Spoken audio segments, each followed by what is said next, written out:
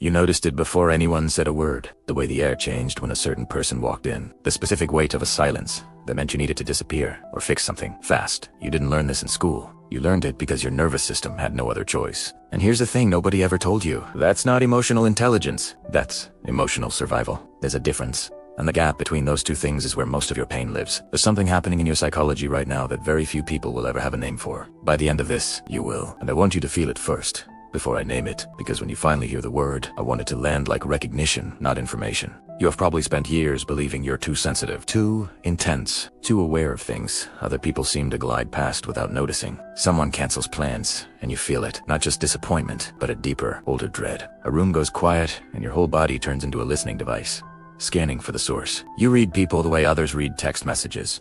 Instantly, looking for what isn't being said. What if that's not a flaw in your wiring, but evidence of how hard your wiring worked to keep you safe, when keeping you safe was entirely up to you? When children are placed in situations where adult emotions become their responsibility, where the peace of the house depends on their ability to predict, manage, and absorb, the brain does something remarkable. Neuroscientists studying early adversity have found that the connections between the amygdala and the prefrontal cortex developed faster in these children. The threat detection system goes into overdrive because it had to. You became fluent in a language no child should have to speak, and you became fluent fast. The cost was this: you never learned to stop translating. Even now, in safe rooms, with people who love you, some part of you is still working, still watching for the shift in someone's jaw, still calculating whether your honesty will cost you something. You don't do this because you're anxious. You do it because once, paying attention was the most important job you had, and no one ever told you the job was over. Here's the reframe that might quietly rearrange something inside you. Your hyper-awareness isn't damage. It's an inheritance from a version of you that was doing everything possible to survive. The problem isn't that you have it. The problem is you're still carrying it into every room,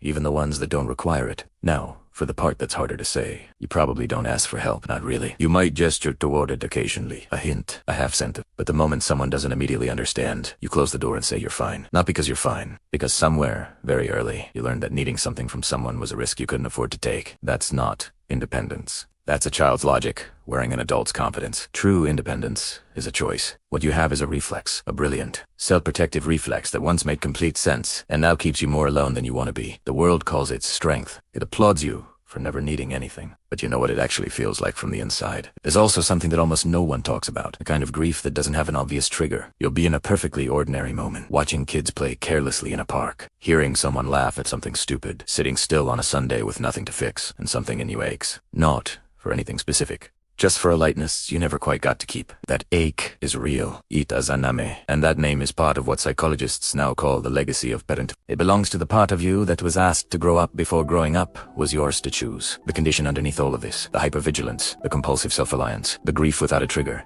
is documented. Bessel van der Kolk spent decades researching exactly this. His conclusion: the body keeps the score. Every room you overread, every help you refused, every Sunday that felt heavier than it should, your nervous system remembers all of it, not as a story, as a setting that never got to change. But here's what you can actually do, starting today, not someday. Stop treating rest like a reward you haven't earned yet. You don't have to finish everything first. You don't have to be useful to deserve stillness. The next time someone offers to help, don't redirect them.